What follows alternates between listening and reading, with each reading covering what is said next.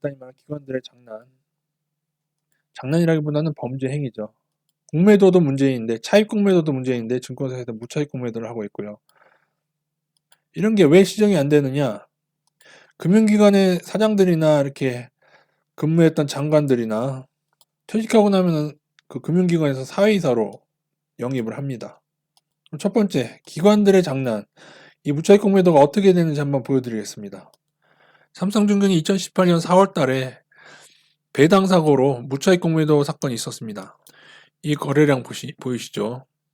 그런데 이상한 것은 그때 삼성증권만 가담한 게 아니고 여러 기관들이 가담해서 같이 이 일을 저지른 정황들이 있었는데 심지어 일부 연기금이 동원했습니다. 그때 연기금에서는 뭐라고 핑계를 댔냐면은 어느 가격 이하로 빠지게 되면은 자신들이 손절을 정해놨기 때문에 그게 자동 매도됐다고 얘기했습니다. 저는 그거를 절대 믿을 수가 없습니다. 만약에 누군가 그런 식으로 짜면서 연기금을 운영한다면은 그 사람은 자격이 없는 사람이죠. 왜냐하면 기관이나 세력들이 그런 걸 당연히 이용할 수가 있기 때문입니다.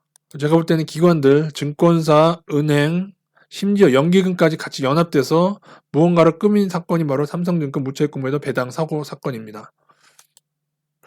무차익 공매도가 무엇이냐 하면은 최근에 문제가 되고 있는 이 공매도는 보통 차익 공매도를 의미합니다.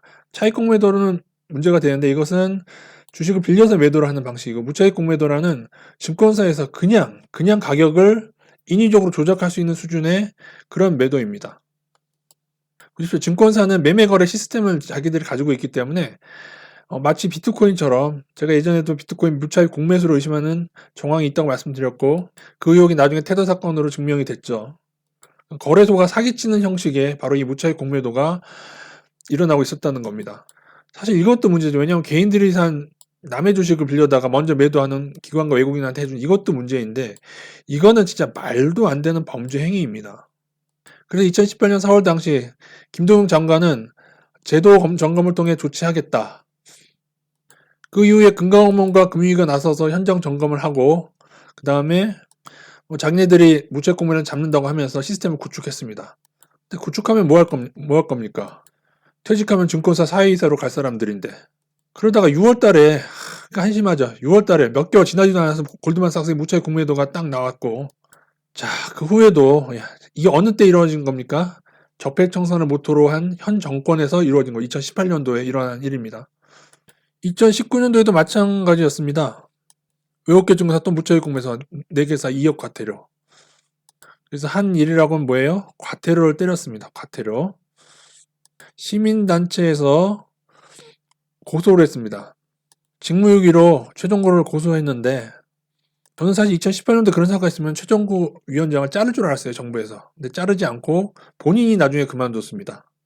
뭔가 캥기는 게 있는지 윤석열이 검찰총장 된 다음에 본인이 스스로 그만뒀습니다. 이후에 금융위에서 한 것은 과태료 처분. 과태료 보세요. 여기 나오잖아요. 무차익 공매도 94%가 외국계 투자회사 처벌. 국감에서 나온 얘기입니다. 국감에서 나와도 손보지 않습니다. 가장 최근 뉴스 작년 11월 뉴스. 자, 솜방망이 처벌 언제까지?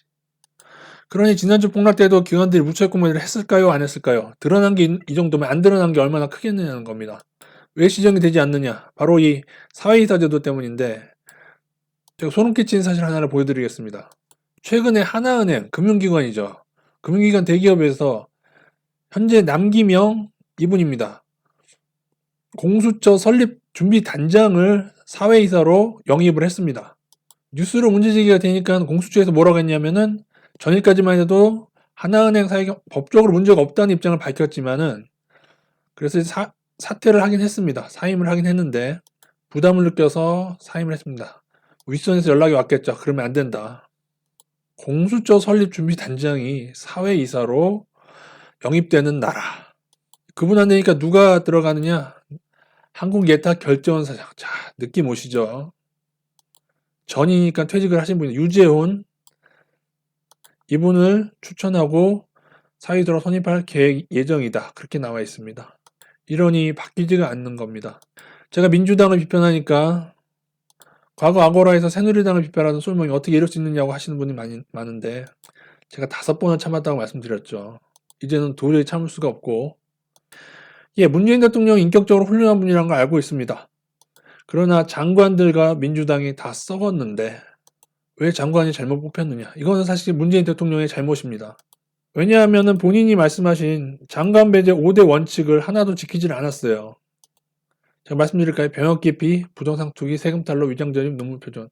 이걸 생각한다면 여러분 조국은 절대로 장관이 되면 안 되는 사람이죠. 자, 빨간불 들어온 분들이 여기 딱 걸리는 분들입니다. 예전에 강경화 장관도 문제 많았는데 김동연 마찬가지죠. 그죠? 강경화 4개, 이날 국무총리 마찬가지입니다. 공정거래위원장도 마찬가지였고, 김현미, 그나마 이제 환경부 장관하고, 산업통상부, 정말 몇몇 빼고, 물론 이게 너무 높은 기준인지는 모르겠습니다. 근데 공약을 하셨잖아요. 저는 적어도 장관은, 저는 이 정도의 레벨은 돼야지 무언가 할 수 있다고 봅니다. 아니, 세금을 탈루한 사람에게 무슨 기대를 하겠느냐는 겁니다. 그러므로 당연히 예전에 새누리당을 제가 비판했듯이 현 민주당도 비판할 수밖에 없는 것이죠. 그래서 개미들은 이 말 잘 들으십시오. 개미들은 단기에 뭔가 쇼부를 보려고 한다면은 기관들의 장난에 지금처럼 다 죽게 됩니다. 왜냐하면 얘네들은 여러분이 미수를 얼마 쓰는지, 신용을 얼마 쓰는지, 신용잔고는 저희도 볼 수가 있어요. 개미들의 신용잔고 얼마인지. 신용잔고가 늘어나면 지금처럼 확 폭락시키면은 마진콜, 자동적으로 반대 매매가 나가게 됩니다. 미수금은 기한 며칠 후에 자동적으로 반대 매매가 되지만은 신용은 어느 정도 하락이 깊어지면은 마진콜 당하게 되어 있습니다.